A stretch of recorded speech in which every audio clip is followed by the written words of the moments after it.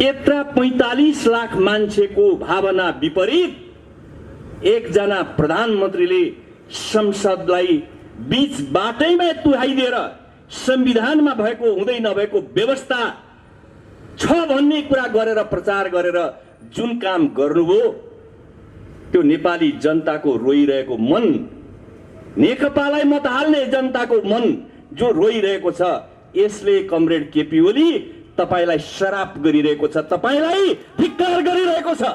सुरेन्द्र पाण्डेज्यूलाई म आमन्त्रण गर्दछु।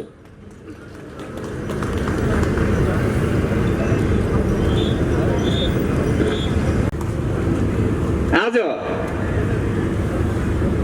हाम्रो देश र हाम्रो पार्टी नेकपा ज्यादै असहज र एउटा असामान्य स्थितिमा छ। यसभन्दा अगाडि पूर्ववक्ता साथीहरूले धेरै चर्चा गरिसक्नु भएको छ। प्रतिनिधि सभाको असंवैधानिक तवरबाट हठात विघटन पश्चात त्यसको विरुद्धमा आज देशव्यापी रूपमा विरोध प्रदर्शन भइरहेको छ। हाम्रो पार्टी नेकपाद्वारा विभिन्न जिल्लाहरूमा आयोजना, देशका सबै जसो जिल्लाहरूमा आयोजित भइरहेको छ र काठमाडौँमा बागमती प्रदेशको सबै जिल्लाहरूको चाहिँ हकमा सबैतिरबाट काठमाडौँमा जम्मा भएर आज भर्खरै मैले यहाँ चाहिँ टेलिफोनबाट चाहिँ समाचार लिँदै थिएँ। काठमाडौँ जिल्लामा आज काठमाडौँमा 50,000 को संख्यामा उपस्थित भएर बृहत प्रदर्शन भएको छ, बृहत सहभागितामा विरोध प्रदर्शन भइरहेको छ। यो त आरम्भ मात्रै हो, कास्टिङ मात्रै हो, यो कास्टिङ मात्रै हो। यो यात्रा, यो प्रतिगमन विरुद्धको यात्रा, संसदको पुनर्स्थापनाको लागि गरिने यो यात्रा जबसम्म यसले निष्कर्ष लिँदैन, जबसम्म हामीले त्यो हाम्रो लक्ष्य प्राप्त गर्दैनौं, यो यात्रा त्यतैतिर अगाडि बढिरहनेछ, निष्कर्षमा नपुगिकन यसले विश्राम लिने छैन। म यहाँलाई भन्न चाहन्छु, कतिपय मानिसहरू आज खास गरी नेकपालाई भोट दिने करिब 45 लाख मानिसहरू धेरै छटपटाएका छन्, रोएका छन्, चिन्ता व्यक्त गरेका छन्, दुःख व्यक्त गरेका छन्। यत्रा 45 लाख मान्छेको भावना विपरीत एकजना प्रधानमन्त्रीले संसदलाई बीच बाटैमा तुहाइदिएर संविधानमा भएको हुँदै नभएको व्यवस्था छ भन्ने कुरा गरेर प्रचार गरेर जुन काम गर्नुभयो त्यो नेपाली जनताको रोइरहेको मन, नेकपालाई मत हाल्ने जनताको मन जो रोइरहेको छ, यसले कमरेड केपी ओली तपाईलाई श्राप गरिरहेको छ, तपाईलाई धिक्कार गरिरहेको छ, तपाईलाई धिक्कारिरहेको छ। तपाई के बाटोमा लाग्नु? तपाईलाई हामीले 5 वर्षसम्म सरकार चलाएर समृद्धि र सुखीको सुखी नेपाली बनाउने यात्रामा जुन साथ समर्थन दियौं, तपाईले बिचैमा गद्दारी गर्नुभयो, धोका दिनुभयो, यसलाई बिचैमा तुहाउनु भयो भनेर मानिसहरू प्रश्न गरिरहेका छन्। म यहाँहरूलाई भन्न चाहन्छु, वास्तवमा यसले नेपालको कम्युनिस्ट आन्दोलनमा स्वयं नेपालको राष्ट्रिय हितलाई शुद्ध पनि प्रतिकूल प्रभाव पार्ने काम भइरहेको छ। यसको सच्याउने काम, यसलाई फेरि पुरानो पूर्ववत अवस्थामा फर्काउने काम, यो स्वाभाविक रूपमा केही जटिल र केही कठिन अवश्य छ, केही असहज छ, केही असामान्य पनि छ। तर मलाई विश्वास छ यो जतिसुकै असहज र असामान्य स्थिति भए पनि फेरि पूर्ववत स्थितिमा फर्किन बाध्य हुन्छ। फर्काउन हामीले पर्छ, नफर्काइकन हामीले संविधानमा प्राप्त गरेका हक अधिकारहरू, हामीले लामो समयसम्म लडेर प्राप्त गरेका अधिकारहरू फेरि सुरक्षित हुँदैनन्। त्यसकारणले पनि म यहाँहरूलाई भन्न चाहन्छु, हामीले यो सन्देश बोकेर सबैसँग जाउँ। मलाई एउटा आफैलाई पनि खेद, दुःख लागिरहेको छ। 63-64 सालको आन्दोलन, जतिखेर हामी 62-63 को आन्दोलन भन्छौं, त्यो आन्दोलन चलिरहेको बखतमा खास गरी नौजवान युवा पिँढीका क्रान्तिकारीहरूले एउटा प्रश्न सोध्ने गर्थे, ए कामरेडहरू हो, ए बा पुस्ताका नेताहरू हो, तपाईँ कति समयसम्म हामीलाई लडाइरहनुहुन्छ? यो लोकतन्त्रको यात्रा 70 वर्षको अवधिमा धेरै पटक हामीले अधिकार पाउने र गुमाउने मात्रै भयो। यही चक्करमा हामीले लुडो खेल जस्तो घुम्दै गयो, 79 मा पुग्छ, फेरि झरेर 3 मा झर्छ। यो कतिचोटि हामीले दुःख पाउनु पर्ने हो? कति वर्ष फेरि हामीले चाहिँ यही लोकतन्त्रको लागि लड्नु पर्ने हो? यो प्रश्न त्यस बेला एउटा युवा पंक्तिले, खास गरी युवा समुदायले धेरै मार्मिक ढङ्गले उठाएको थियो।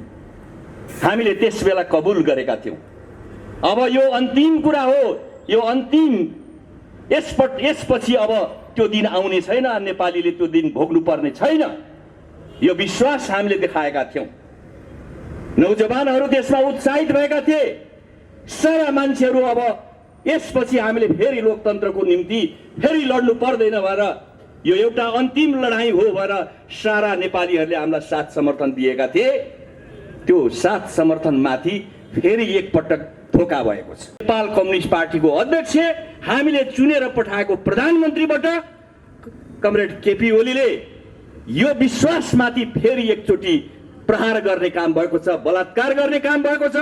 फेरि एकपटक म यहाँलाई के भन्न चाहन्छु भने, यो गलत बाटोमा लिएर जाने, पछाडि फर्काउन चाहने कदमलाई फर्काउनै पर्छ, हामीले सही ठाउँमा ल्याउनै पर्छ।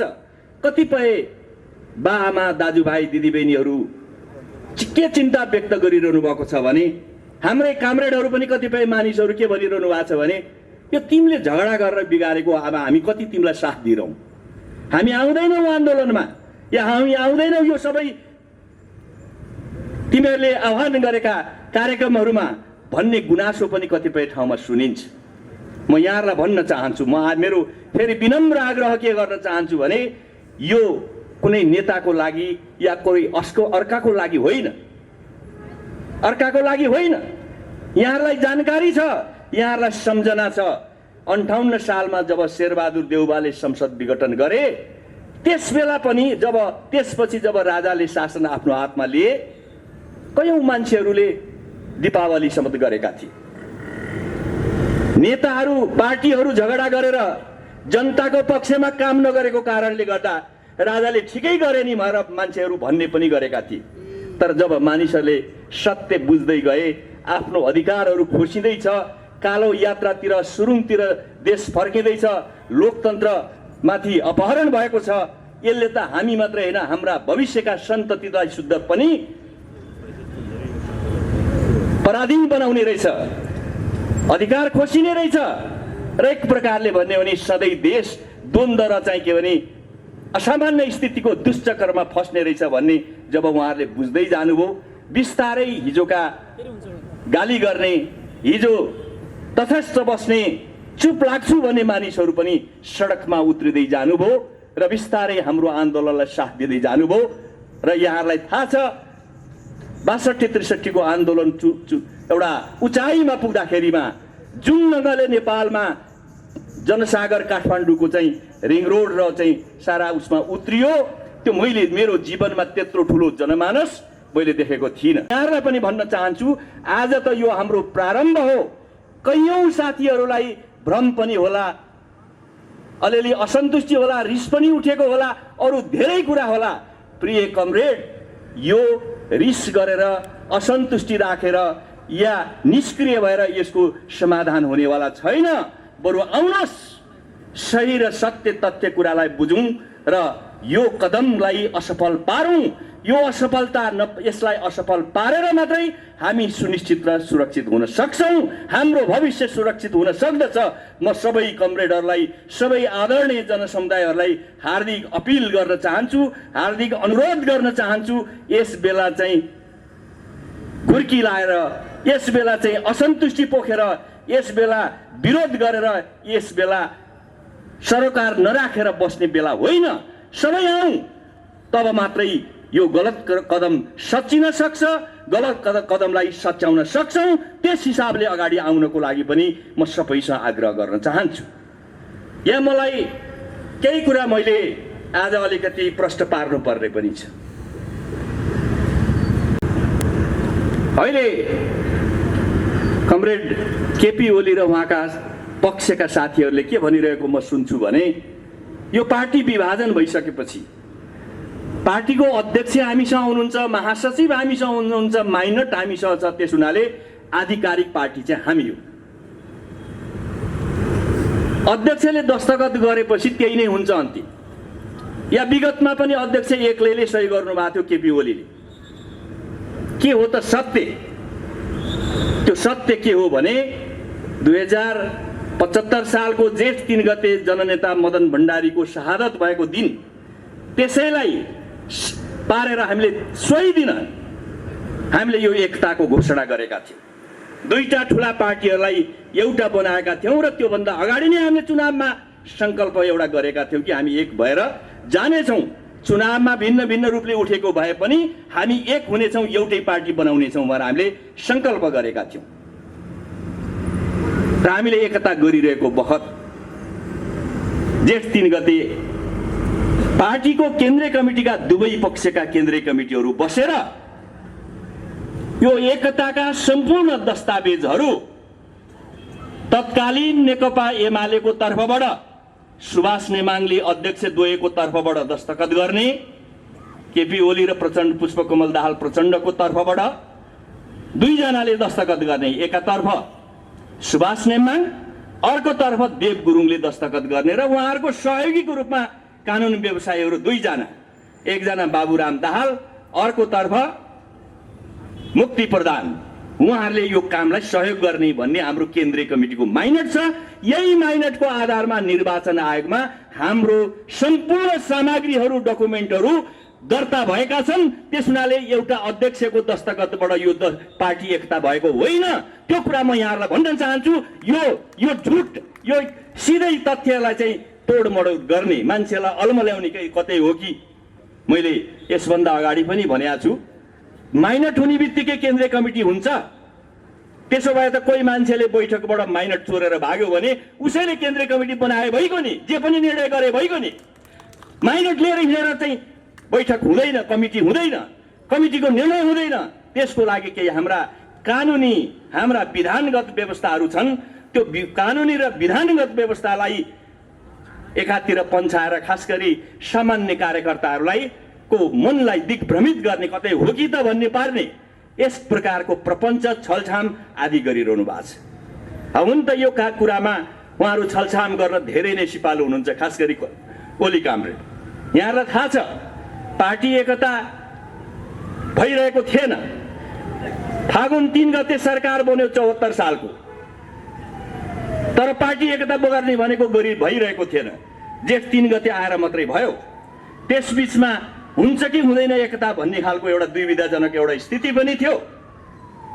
ओलीजी प्रचण्ड कामरेड कहाँ जानुभएछ, उहाँले के भन्नुभएछ भने प्रचण्ड कामरेडलाई, मलाई त डाक्टरले 18 महिनादेखि 20 महिनामा मर्छ भनेको छ, म मर्ने नै हो, म बाँच्ने नै होइन। 20 महिनापछि अब हदै भए म 22 महिना बाँचुला। म त यो पार्टीमा अर्को नेता कसलाई दिने भएर जिम्मा लाउन नसकेर छटपट्टिमा थिएँ। तपाईँ आउने भएपछि बल्ल म ढुक्क भएको थिएँ तपाईँलाई नेता पाएर।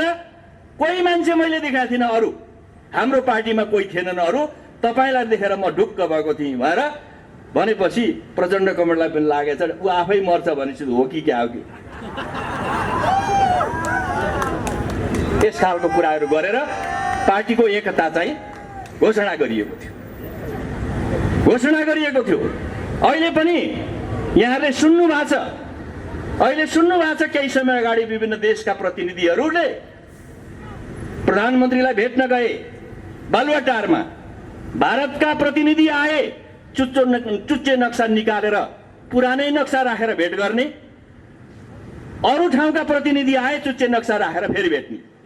यस खालको नक्कली नाटक गर्ने काम उहाँ माहिर हुनुहुन्छ। यहाँहरूलाई थाहा छ केही समय अगाडि यो सार्वजनिक भएको छ।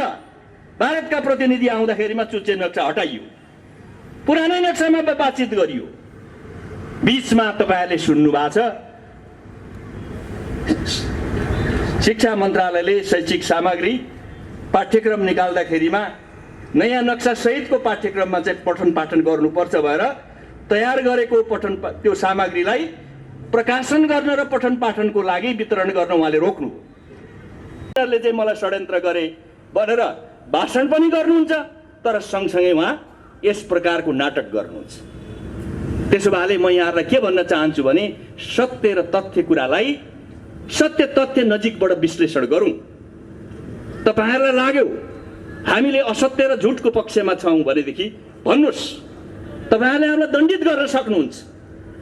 तर मलाई लाग्दछ गल्ती दुवै पक्षका भयो होला, तर धेरै गल्ती कसले गर्यो त्यो मूल दोषी हुन्छ। आज संसदको अधिकार, संसद विघटन गरेर प्रतिनिधि सभा हुँदै नभएको अधिकारलाई समाप्त पारेर संसद समाप्त पार्ने काम ठूलो कुरा हो कि सामान्य पार्टीको बैठकमा छलफल कुराकानी गरेको कुरा ठूलो कुरा हो? दुईटालाई तुलना गरेर हेरौँ न, कुन चाहिँ अपराध हो? अपराध त्यो हो जसले आफ्नो हातमा नेपाली जनताले सुम्पिएको अधिकारलाई फालिदियो। आफै अधिकारविहीन, अस्त्रविहीन हुन पुग्यो। अब स्वयं केपी ओलीजी अधिकारविहीन, शस्त्रविहीन हुनुभएको छ। 5 गतेदेखि नै उहाँको ओह्रालो यात्रा सुरु भइसक्यो। जुन दिन उहाँले संसद विघटन गर्नुभयो, अब उहाँको ओह्रालो यात्रा त्यही क्षणबाट तत्क्षणबाट सुरु भयो। अब उहाँलाई कसैले टेर्नेवाला पनि छैन। उहाँले भन्ने गर्नुहुन्छ, यो त मैले सेटिङमा चाहिँ संसद विघटन गरे हुँ, या त्यस्तो हाम्रो प्रधानमन्त्रीले सब सेट गर्नु भएको छ। खबरदार, हामीले पनि यो राजनीतिक परिघटनालाई नजिकबाट हेरिरहेका छौं, विश्लेषण गरिरहेका छौं। ओली कामरेड, तपाईँ आफ्नो सेटिङमा होइन अर्काको सेटिङमा तपाईले संसद विघटन गर्नुभयो। अब तिनको सेटिङमा तपाईँ हिँड्नु पर्नेछ, तिनको सेटिङमा, तपाईको सेटिङमा होइन। तिनले अब देशलाई कता लान खोज्छन् त्यतैतिर जानेछ देश। अरू शक्तिहरूको, अरू ताकतहरूको बाटोमा तपाईँ हिँड्न थाल्नुभयो। दुष्चेष्टा उहाँले गर्नुभयो। हामी यो छेडमा त्यो दुष्चक्रको चाहिँ त्यसका तानामाना बुझ्ने र भविष्यमा आइपर्ने, आउन सक्ने गम्भीर दुर्घटनालाई ध्यानमा राखेर अहिलेदेखि नै हामी अगाडि बढ्नुपर्ने खाँचो छ। यहाँहरूलाई थाहा छ, यदि उहाँले भनेको जस्तो चुनाव हुन सकेन भने के हुन्छ? कोरोना छ, सारा मान्छे आक्रान्त छन्, अर्थतन्त्र डाबाडोल छ। अहिले उपचार गर्नको लागि, कोरोना उपचार गर्नको लागि 46 अरब हामीले छुट्याएका छौं भनेर उहाँले भन्नुभएको छ। जबकि त्योभन्दा धेरै बढी पैसा हामीलाई चाहिन्छ कोरोनाको भ्याक्सिन दिनको लागि। यतातिर पैसा छुट्याउनु पर्ने, अब हामीले चुनावतिर पैसा छुट्याउन सुरु भएको छ। कोरोना पीडितहरूले उपचार नपाउने, चुनावमा पैसा जाने या अरू क्षेत्रमा अहिलेको अनावश्यक कुराहरूमा चाहिँ जाने स्थिति भयो। व्यवसायीहरू छटपटिरहेका छन्, व्यवसाय चौपट भएको छ। व्यवसायीहरूलाई बचाउनको लागि सरकारले राहत दिनुपर्ने ठाउँमा त्यो राहतको कुरा त परै जाओस्, व्यवसायीहरू मर्ने स्थितिमा छन्। उनीहरूको चाहिँ व्यवसाय बन्द हुने स्थिति छ। कयौं मान्छे बेरोजगार हुने स्थिति छ। यसप्रति उहाँ संवेदनशील हुनु भएन। यदि चुनाव भएन भने त्यो स्थिति के आउँछ? त्यो बेलामा ओलीजीलाई पनि सडकबाट ललकारेर निकाल्ने छन्। उहाँ पनि यसै गरी यो जुलुसमा आउन बाध्य हुनुहुनेछ। पालो ओलीजीको पनि आउनेछ, यो बुझिराख्नुहोस्। अस्ति म काठमाडौँमा 10 गते हाम्रो केन्द्रीय कमिटीको बैठकपछि हामी अदालतदेखि निर्वाचन आयोगसम्म हामीले एउटा विरोध र्याली आयोजना गरेका थियौं। त्यहाँ एकजना पत्रकारले मलाई सोध्नुभयो, यो बाटिका माइतीघर मण्डला, यो मण्डला तपाईहरुको सधैँको प्यारो रहेछ है? जहिले पनि यो मण्डलामै तपाईहरु फर्किनु पर्ने कस्तो नौबत, कस्तो दशा देशको? यो मण्डला हरेक केही वर्षपछि नै फेरि सरकारमा पुगेकाहरू मण्डलामा आइपुग्ने, अरे मण्डलाबाट चाहिँ फेरि जुलुस सुरु गर्नुपर्ने यो क्षण। अब यसमा केपी ओली कहिले सामेल हुनुहुन्छ भनेर सोधे। त्यसमाले म यहाँलाई भन्न चाहन्छु, त्यो पालो आउँदैछ। हामी प्रतीक्षा गरौँ। यो षड्यन्त्र त्यो सामान्य हिसाबले भएको छैन। शेरबहादुर देउवाजीले विघटन गर्दाखेरिमा सामान्य संसद विघटन गरिएको ठानियो, तर संसद नभएको बेलामा र नयाँ सरकार बन्न नसक्ने परिस्थितिले देश कहाँ पुग्यो? यही भएर हामीले गएको संविधानमा एउटा व्यवस्था प्रष्ट राख्यौं, संविधान निर्माण गर्दा 72 सालमा संसद विघटन गर्न पाउने व्यवस्थालाई खारेज गर्नुपर्छ र संसद भनेको कहिले पनि स्थिर रूपले सधैँ संसद रहने कुराको सुनिश्चितता गर्नुपर्छ, नत्र मुलुकले पटक पटक धोका पाउँछ। यही कुरा हाम्रा अनुभवहरूलाई हेरेर हामीले संसद विघटन गर्न नपाउने नसकिने व्यवस्था गऱ्यौँ। तर जसकेलाबाट उहाँले हुँदै नभएको व्याख्या गरेर जो विघटन गर्ने काम गर्नुभयो, त्यो भण्डखारोमा त्यो अँध्यारो सुरुङमा खाल्टामा खस्ने दिन ओलीजीको आउँदैछ। केही समयको प्रतीक्षा मात्रै हो, तर उहाँले आफूलाई मात्रै हाल्नु भएन, सिङ्गो नेपाली 3 करोड नेपालीहरूलाई, सिङ्गो 45 लाख भोट हाल्ने नेपाली जनतालाई, अरू जो लोकतन्त्रको पक्षमा सबै रहेका नेपाली जनतालाई लगेर त्यो खाल्टामा हाल्ने, फेरि त्यो अँध्यारो दुष्चक्रमा फेरि त्यो सुरुङमा छिराउने जो प्रयास उहाँले गर्नुभयो, ज्यादै ठुलो इतिहासको भुल उहाँले गरिरहनु भएको छ। झन्डै गोर्बाचेव शैली पनि हो। पार्टीको प्रमुख भएर देशलाई फुटाउने मात्र होइन, कम्युनिस्ट पार्टीलाई विघटन गर्ने र देशलाई फुटाउने जुन खालको गोर्बाचेव कदम थियो, त्यो कदमसँग यो झन्डै तादात्म्य मिल्न आउँछ। नेकपामाथि नेकपाको अस्तित्वमाथि अस्तित्वलाई समाप्त पार्नको लागि जुन प्रयास, जुन प्रपञ्च अहिले संसदको विघटनको माध्यमबाट अगाडि आएको छ, यो परिघटनासँग को जोडिएका छन् थाहा छैन। यो यहाँभित्रका शक्ति मात्रै हुन् भन्ने मलाई लाग्दैन। त्यस हुनाले यो जुन प्रपञ्च छ, यो षड्यन्त्र छ, यो षड्यन्त्रलाई चकनाचुर पार्ने, यसलाई परास्त गर्ने यो काममा हामी सबै एकजुट हुनु जरुरी छ। र म यहाँहरूलाई के भन्न चाहन्छु भने अहिले एउटा प्रश्न छ, के नेकपा कसको हुन्छ, यो सूर्य चिन्ह कसको हुन्छ? यसमा पनि उहाँहरूले विभिन्न भ्रम छरिरहनु भएको छ। म यहाँहरूलाई भन्न चाहन्छु, हामीले यो एकपटक मात्रै होइन, हाम्रो पार्टीको विधानले के भन्छ भने पार्टीको त्यस बेला कायम रहेको केन्द्रीय कमिटीको बहुमत सदस्य नभइकन बैठकको कोरम पुग्दैन। हाम्रो विधानको व्यवस्था त्यही होइन। बहुमत सदस्य उपस्थित नभएसम्म पार्टीको बैठक बस्दैन। त्यस्तो बैठक, बहुमत उपस्थित नभएको बैठकले कुनै निर्णय गर्न पाउँदैन, त्यो बैठकै होइन। त्यसो हो भने अहिले हामीसँग 435 जनाको केन्द्रीय कमिटी रहेछ। पार्टी एकता हुँदा 441 जनाको हाम्रो केन्द्रीय कमिटी थियो। दुई पक्षबाट 240 र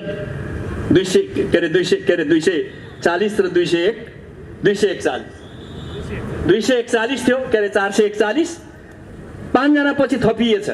यहाँ देवेन्द्र पराजुलीहरू सहित 5 जना थपेपछि 246 भयो। त्यो 246 मा 3 जनाको मृत्यु भएछ। रविन्द्र अधिकारी मान्ने यहीँको पहिला मन्त्री हुँदै बहाल हुँदै म श्रद्धाञ्जली पनि व्यक्त गर्न चाहन्छु उहाँप्रति। उहाँ सहित 3 जना मानिस, 3 जना कमरेडहरूको यस बीचमा शहादत भयो। उहाँहरू सबैप्रति मेरो श्रद्धाञ्जली छ। दोस्रो धनीराम पौडेल माडी, उहाँ मन्त्री पनि हुनुहुन्थ्यो, शिक्षा मन्त्री। तेस्रो कमान सिंह लामा भर्खरै बित्नुभयो। 3 जनाको संख्या घट्दाखेरिमा 243 भयो, 443 भयो। 3 जना व्यक्तिहरू केन्द्रीय कमिटीका सदस्यहरू राजदूत भएर जानुभयो। महेन्द्र पाण्डे, डाक्टर वंशीधर मिश्र र भर्खरै युवराज खतिवडा। 440 बाँकी रह्यो। 5 जना व्यक्तिहरू संवैधानिक नियुक्तिमा जानुभयो। सम्मान्य अग्नि सापकोटा, धर्मनाथ यादव प्रदेश प्रमुख हुनुभयो। अर्का तिलक परियार प्रदेश प्रमुख हुनुभयो। समीम मिया अन्सारी भने मुस्लिम आयोगको अध्यक्ष हुनुभयो र विष्णु चौधरी थारू आयोगको अध्यक्ष। तीमा पनि 218 जना व्यक्तिको आवश्यकता पर्छ कोरम पुग्नलाई। 7 गते गएको पुस 7 गते र 9 गते जो हाम्रो केन्द्रीय कमिटीको बैठक बस्यो, त्यो बैठकमा करिब 300 मान्छेको उपस्थिति रहेको छ। 300 मान्छे यता भन्ने बित्तिकै अरू सबै जोड्दै पनि कति हुन्छ? 135 हुन्छ अर्को पक्षतर्फ।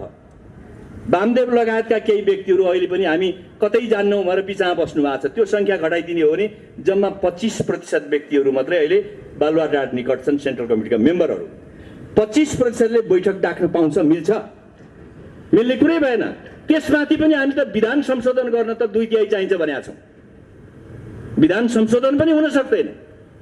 यो स्थितिमा हामीले विधान संशोधन गर्यौं, 1179 को कमिटी बनायौं भएर जुन पेश गरिएको छ त्यो बिल्कुलै सफेद झुट र यो विधान विपरीत, विधि विपरीत कुनै पनि हिसाबले हुँदैन र त्यो बैठकको मान्यता पनि त्यसले पाउँदैन। त्यस हिसाबले 300 मानिस यहाँ रहिसकेपछि यो नै आधिकारिक पार्टी हो। विगतमा 50 सालमा जनमोर्चा विभाजित हुँदा, 54 मा त्यसबेला नेकपा एमाले विभाजित हुँदा, पछि कांग्रेस विभाजन हुँदा 58 सालमा, त्यसपछिको 2064 पछि त्यसबेला राप्रपा विभाजित भयो, नेकपा माओवादी विभाजित भयो, पछि मधेसी जनअधिकार फोरम विभाजित भयो। अनेक सन्दर्भमा एउटा नजिर अथवा कानुनले के भन्दछ भने जोसँग बहुमत केन्द्रीय कमिटी छ त्यो नै आधिकारिक पार्टी हो। जसले घर छोडेर जान्छ त्यसले नयाँ घर बनाउनु पर्छ, मूल घर चाहिँ बहुमत जतातिर छ त्यही हुन्छ भन्ने चाहिँ स्थापित नजिर छ र कानुनले त्यो व्यवस्था गरेको छ। यदि त्यस्तो काम गरियो भने त्यो सिधा सिधी मानिसहरूलाई गएर चाहिँ खुकुरी काट हानेर एउटा हत्या गरे सर हुन्छ। पार्टीहरूका पार्टी अहिलेसम्मका सम्पूर्ण विधिलाई सिधा हत्या गरे सर हुन्छ। त्यस हुनाले त्यो काममा कुनै पनि संवैधानिक निकायको दुरुपयोग र गलत प्रयोग हुने छैन। हामीलाई विश्वास छ संविधान, ऐन, कानुन, हाम्रा हिजोका नजिर निर्णयहरू हेरेर ती निकायहरूले चाहिँ निर्णय गर्नेछन् भन्ने हामीलाई विश्वास छ। त्यसै गरी संसदको पुनर्स्थापनाको विषय अघि नै पूर्ववक्ता प्रधान न्यायाधीश न्यायालयलाई मेरो प्रश्न छ, हामी सबैको नेपाली जनताको प्रश्न के छ भने संविधान हेरेर निर्णय गर्छ कि अदालतले अनुहार हेरेर गर्छ? अन्तै हेरेर निर्णय गर्यो भने अर्कै कुरा होला, तर संविधान हेरेर निर्णय गर्यो भने हामीलाई विश्वास छ योभन्दा दायाँ बायाँ हुन सक्दैन। संसदको पुनर्स्थापना अनिवार्य छ, त्यो नगरिकन उपाय छैन। मैले अरू ठाउँमा पनि भनेको थिएँ, तपाईहरुलाई पनि भन्न चाहन्छु, यदि यो कुरालाई सदर गरिने हो भने, संसद विघटनको कुरालाई सदर गरिने हो भने भोलि प्रधानमन्त्रीको सिफारिसमा अदालत विघटन भयो भनेर राष्ट्रपतिले सूचना जारी गर्नुभयो भने विघटन हुन्छ कि हुँदैन? अदालत विघटन गर्ने व्यवस्था छैन, संसद पनि विघटन गर्ने व्यवस्था छैन नि। नभएको कुरालाई तपाईँ सदर गर्नुहुन्छ भने अर्को निर्णय गरेर तपाईलाई अदालत नै विघटन बन्दियो भने के हुन्छ? त्यो दिन आउन सक्छ। त्यस हुनाले माननीय न्यायाधीशज्यूहरू, यहाँहरू सम्मानित हुनुहुन्छ। म यहाँहरूलाई भन्न चाहन्छु, कानुन, संविधान, हाम्रा परिपाटी, हाम्रा सबै कुराहरूलाई हेरेर हामीले यहाँहरूबाट एउटा सुझबुझपूर्ण निर्णय हुनेछ र त्यो नेपाली जनताको यो आन्दोलनबाट प्राप्त यो अधिकारलाई फेरि छरपष्ट बनाउने र अर्को बाटो, अर्को यात्रामा हिँड्ने स्थिति सिर्जना नगर्नको लागि तपाईहरुले एउटा जिम्मेवार भूमिका निर्वाह गर्न आवश्यक छ भन्ने पनि लाग्दछ। हामी हस्तक्षेप गर्न चाहदैनौं। उहाँहरूले विवेकपूर्ण ढंगले निर्णय गर्नुहुन्छ भन्ने नै हाम्रो विश्वास छ। र अहिले अर्को एउटा कुरा पनि चलिरहेछ, मैले देख्छु, म त केन्द्रीय सदस्य भएछु नि भन्ने।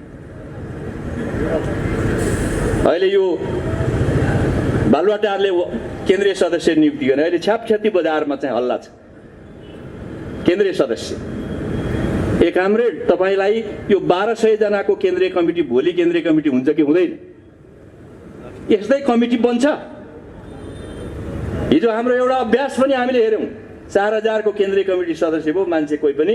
अब कमिटीको बैठकै बस्दैन, जिम्मेवारी हुँदैन, कहीँ पनि हुँदैन भने यो न्यायको लागिको लडाईँ हो। यो लडाईँ संविधानलाई ठाउँमा राख्नको लागि लडाईँ हो।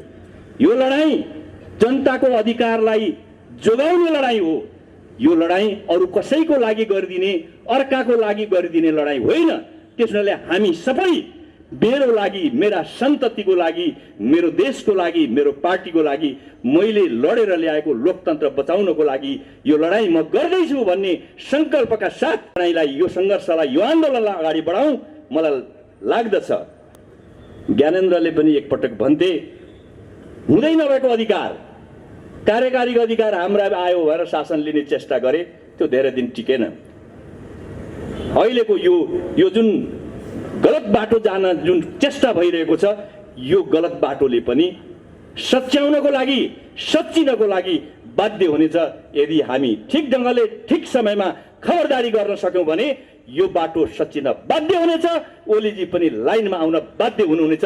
त्यो काम गर्नको लागि हामी सबै यसपछिका कार्यक्रमहरूमा पनि दृढतापूर्वक सडकमा उत्रिएर हामीले जनतालाई खबरदारी गरौँ, जनतालाई लिएर हिँडौँ र गलत काम गर्नेलाई खबरदारी गरेर हामी सही निष्कर्षमा पुगौँ।